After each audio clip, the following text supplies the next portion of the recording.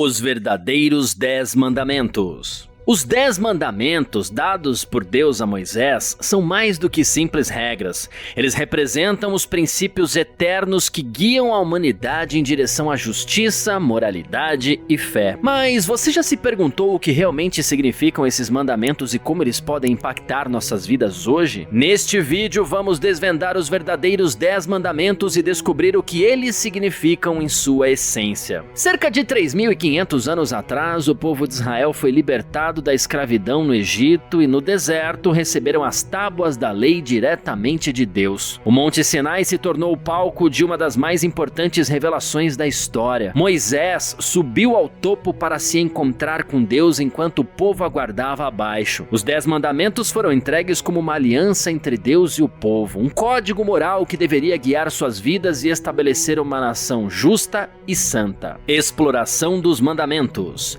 Primeiro mandamento: eu sou o Senhor teu Deus, não terás outros deuses diante de mim. O primeiro mandamento foi dado a Moisés no Monte Sinai, um momento crucial na história do povo de Israel.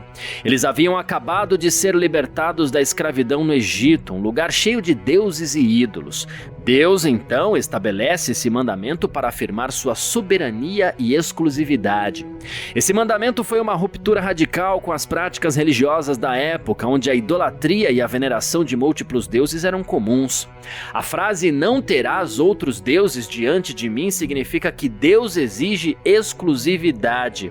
Ele não é apenas o Deus supremo, mas o único que deve ser adorado e reverenciado. O termo "diante de mim" implica que Deus vê tudo, e ter outros deuses em nossa vida é como colocá-los na presença do próprio Deus, algo inaceitável para ele. Idolatria, no contexto bíblico, não se refere apenas à adoração de estátuas ou imagens, mas a qualquer coisa que tome o lugar de Deus em nosso coração. Pode ser dinheiro, poder, status ou até mesmo pessoas. Ao estabelecer esse mandamento, Deus estava protegendo o seu povo da corrupção espiritual e moral que a idolatria traz. Hoje, a idolatria pode ser mais sutil, mas é igualmente perigosa. Quando colocamos nossas ambições, posses ou até mesmo nossos desejos acima de Deus, estamos quebrando o primeiro mandamento. Isso pode se manifestar em formas de adoração ao trabalho, à fama ou à busca incessante por prazer, onde essas coisas se tornam o centro de nossas vidas em vez de Deus. Na vida moderna, onde somos bombardeados por tantas distrações e pressões, pode ser um desafio manter Deus como nossa prioridade número 1. É importante fazer uma autoavaliação. O que tem ocupado o trono do meu coração? Estou colocando outras coisas antes de Deus? Viver o primeiro mandamento significa constantemente ajudar nosso foco para Deus, buscando ter uma vida centrada nele. Isso pode ser praticado através da oração, meditação na palavra de Deus e decisões conscientes que refletem nossa fé em Deus como centro de nossa existência. Segundo mandamento: não farás para ti imagem de escultura. Na época em que o mandamento foi dado, a idolatria era comum entre as nações vizinhas de Israel, que adoravam uma variedade de deuses representados por imagens e ídolos. Este mandamento proíbe a criação de qualquer representação física de Deus ou de qualquer outra coisa para fins de adoração. A razão por trás disso é que Deus é espírito e infinito. Qualquer tentativa de representá-lo com objetos físicos seria limitá-lo e distorcer sua verdadeira natureza. A idolatria não era apenas uma traição ao relacionamento exclusivo com Deus, mas também uma distorção da verdade sobre quem Deus é. Adorar ídolos ou qualquer coisa criada é afastar-se do Criador e colocar algo inferior em seu lugar, o que corrompe nossa visão do divino e da moralidade. Hoje, a idolatria pode não se manifestar da mesma forma que no passado, mas ainda é um grande desafio. Idólatras modernos não se prostram diante de estátuas, mas talvez diante de seus celulares, seus trabalhos ou suas redes sociais.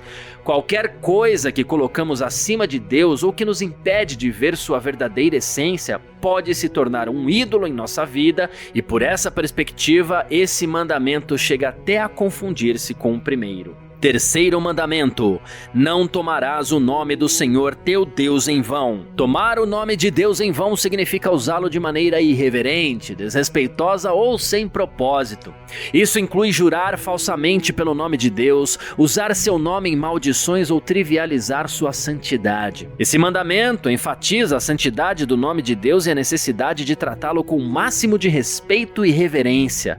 Na Bíblia, o nome de Deus é frequentemente associado à sua presença e ao seu poder. Por exemplo, o nome Javé é uma revelação do próprio ser de Deus, significando eu sou o que sou. Usar o nome de Deus de forma inadequada é, portanto, uma falta de respeito não apenas por sua identidade, mas também por sua autoridade e santidade. Na era moderna, muitas vezes o nome de Deus é usado de maneira leviana, em expressões cotidianas, juramentos ou até mesmo em linguagem vulgar. Isso pode parecer inofensivo, mas demonstra uma falta de reverência e compreensão do que o nome de Deus realmente representa. O nome de Deus deve ser reservado para momentos de oração, louvor e ensino, refletindo sempre o respeito devido a ele. Outro aspecto importante do terceiro mandamento é a questão dos juramentos. Fazer promessas ou jurar pelo nome de Deus é algo sério e deve ser feito com verdade e intenção pura. Jesus, em Mateus 5, de 33 a 37, ensina que devemos simplesmente dizer sim ou não, evitando juramentos desnecessários que podem nos levar a profanar o nome de Deus. Viver o terceiro mandamento vai além de evitar palavrões ou juramentos falsos. É sobre cultivar uma atitude de reverência e respeito por Deus em tudo o que fazemos. Isso pode ser demonstrado através da nossa fala, nossas ações e a forma como representamos Deus para os outros. O nome de Deus deve ser um símbolo de nossa devoção e compromisso com Ele. Quarto mandamento: lembra-te do dia do sábado para o santificar. Santificar o sábado significa separá-lo como um dia especial dedicado a Deus. É um tempo para descansar das atividades rotineiras e focar na adoração e comunhão com Deus. Esse descanso semanal é uma lembrança do descanso de Deus após a criação do mundo, conforme descrito em Gênesis 2, de 2 a 3. O sábado servia como um sinal entre o Deus e o povo de Israel, distinguindo-os das outras nações que não tinham essa prática.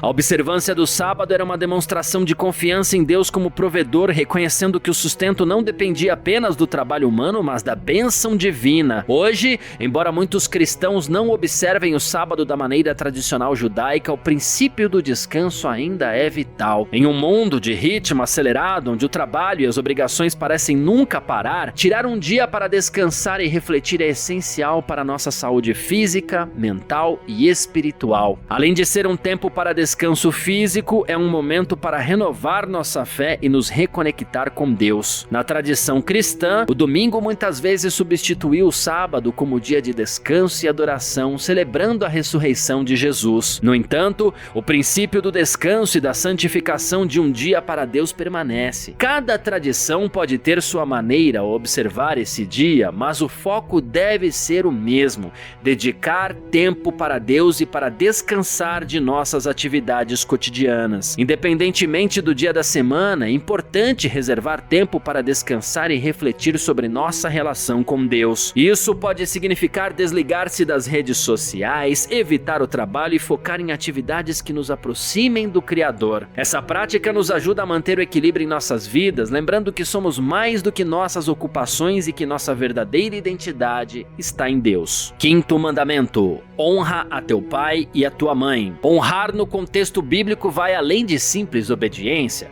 Envolve respeito profundo, reconhecimento do papel dos pais e gratidão por tudo o que fizeram. Honrar também significa cuidar dos pais em sua velhice, reconhecer sua autoridade e viver de maneira que lhes traga orgulho e respeito. Este é o primeiro mandamento com uma promessa explícita: para que se prolonguem os teus dias na terra. A ideia é que uma sociedade onde o respeito pelos pais é mantido tende a ser mais estável e duradoura. Isso reflete uma bênção de vida longa e prosperidade tanto para o indivíduo quanto para a comunidade como um todo. Nos tempos modernos, o quinto mandamento continua sendo extremamente relevante. Em um mundo onde as relações familiares podem ser desafiadoras, manter o respeito e a honra dentro do núcleo familiar é essencial.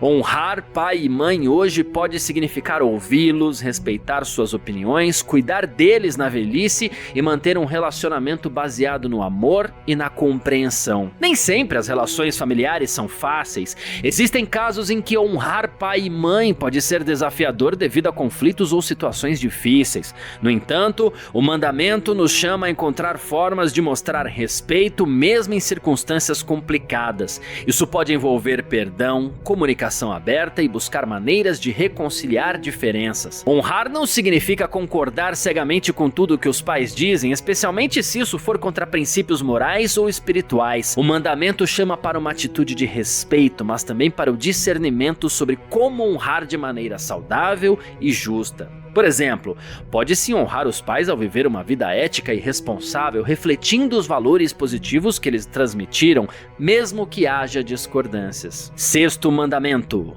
não matarás. O sexto mandamento está registrado em Êxodo 20:13 e Deuteronômio 5:17. Não matarás. Em hebraico, o verbo razá geralmente se refere ao ato de assassinar intencionalmente um ser humano. Esse mandamento foi dado em um contexto em que a violência e a vingança eram comuns, estabelecendo um princípio fundamental de respeito pela vida. O sexto mandamento afirma o valor intrínseco de cada vida humana criada à margem de Deus, conforme Gênesis 1:27. A vida não é algo que pertence ao ser humano, mas a Deus, e portanto tirar uma vida é uma violação direta desse princípio.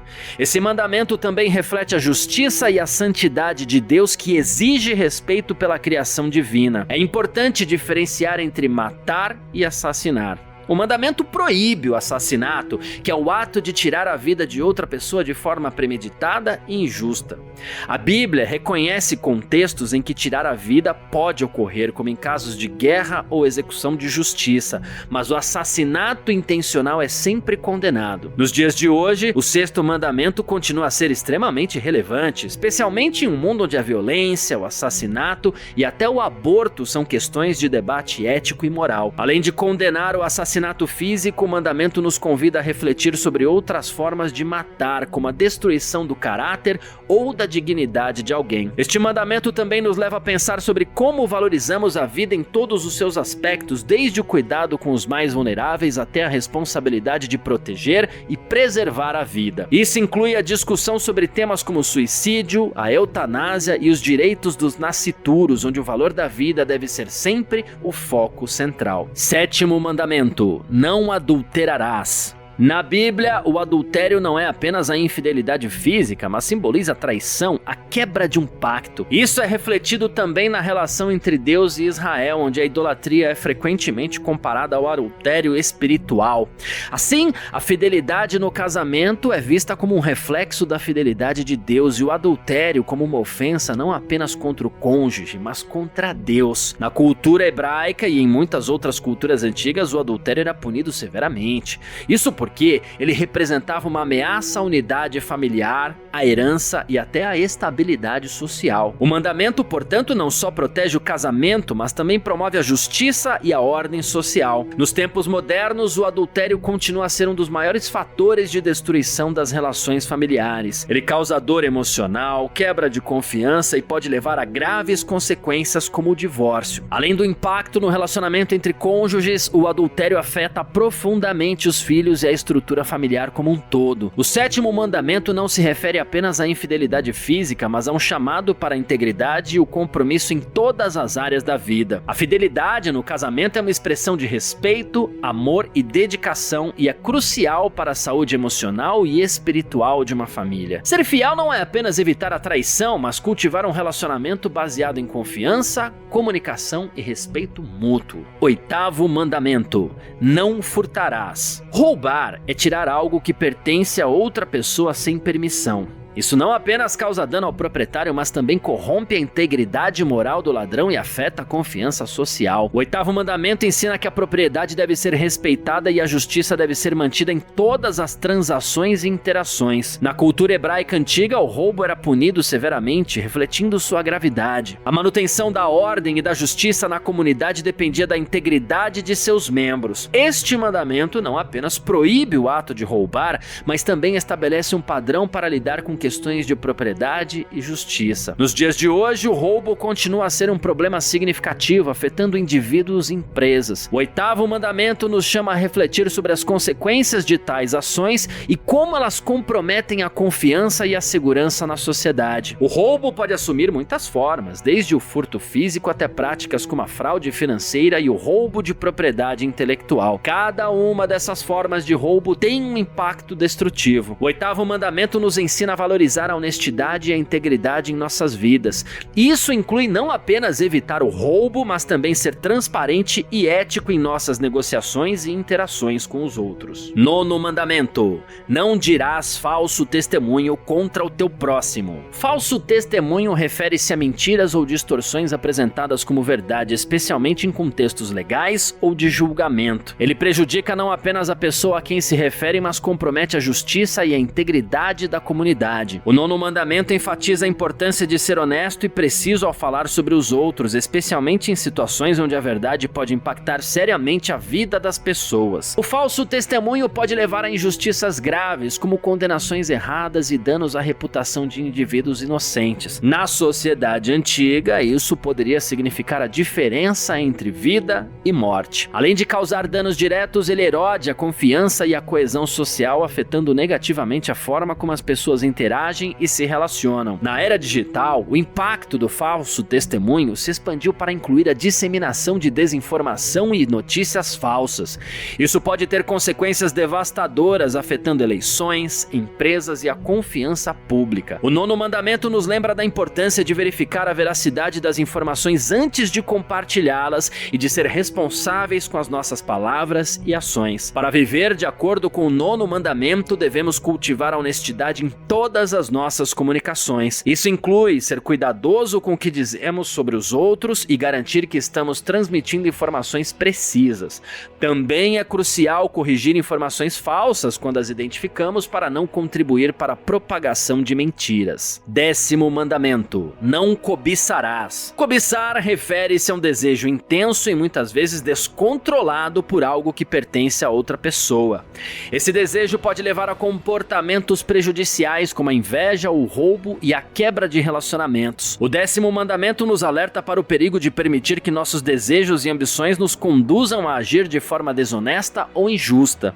O desejo desmedido pode causar conflitos e desarmonia tanto no contexto pessoal quanto na sociedade como um todo. Na antiguidade, isso poderia levar a disputas e até crimes. Além disso, a cobiça pode prejudicar a confiança e a amizade, criando um ambiente de competição e ressentimento. O mandamento, portanto, promove a paz, a estabilidade social ao desencorajar tais desejos. Nos dias de hoje, a cobiça é amplamente alimentada pela mídia e pela cultura do consumo. Somos constantemente bombardeados com mensagens que nos dizem que precisamos de mais para ser felizes e bem-sucedidos. Isso pode levar a um ciclo interminável de insatisfação e consumo excessivo, prejudicando nossa saúde mental e financeira. O 10º mandamento nos chama a uma vida de contentamento e gratidão. Para viver de acordo com o 10º mandamento, é essencial cultivar a gratidão e a satisfação com o que já temos. Isso envolve reconhecer e valorizar as bênçãos e os recursos que Deus nos concedeu. Praticar o contentamento pode ajudar a reduzir a influência da cobiça em nossa vida, promovendo uma mentalidade de abundância e não de falta. Os 10 mandamentos oferecem uma base sólida para a conduta moral com princípios que transcendem tempo e cultura. Embora muitos vejam os mandamentos como leis rígidas, outros os interpretam como guias para viver uma vida moral e ética. Gostaríamos de saber a sua opinião. Os 10 mandamentos continuam relevantes nos dias de hoje? Como podemos aplicar esses princípios antigos na vida moderna? Comenta aqui abaixo. E se você gostou deste vídeo, deixe seu like, se inscreva no canal e compartilhe com seus amigos. Diga também nos comentários qual dos 10 mandamentos você acha mais desafiador de seguir nos dias de hoje. Que Deus te abençoe e até o próximo vídeo.